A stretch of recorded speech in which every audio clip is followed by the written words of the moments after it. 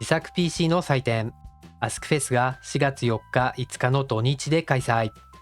最新の自作 PC パーツの展示や YouTube で活躍するあの人のトークステージ、さらに今年もモド PC コンテストが開催されます。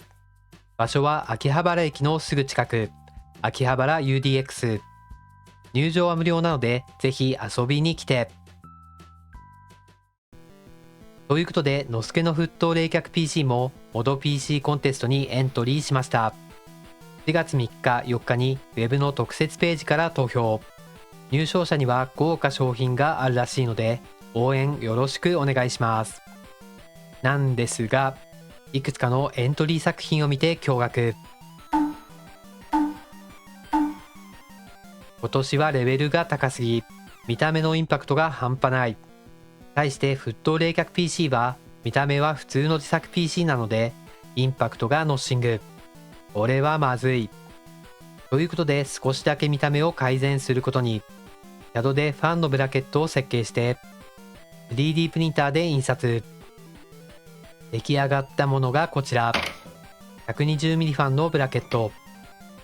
すんません、非芸能なんでこんなものしか思いつきませんでした。一応デイジーチェーンのコネクターを簡単に取り外しできるぐらいの工夫はしています。ファンを固定してケースに取り付け、左側の固定はグラボ用のスロットを使用。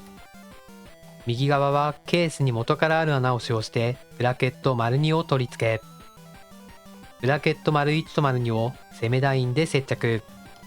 両側から固定すればファンの振動にも耐えられるはず。ということで、見た目はこんな感じになりました。下側の微妙に空いていたスペースに照明を兼ねた2連ファンを搭載。まあ依然として地味ではある。冷媒が沸騰している様子とか画面越しより実物の方がすごいんで、ぜひアスクフェスに来て生で見てもらえると嬉しいです。ということで今回はここまで。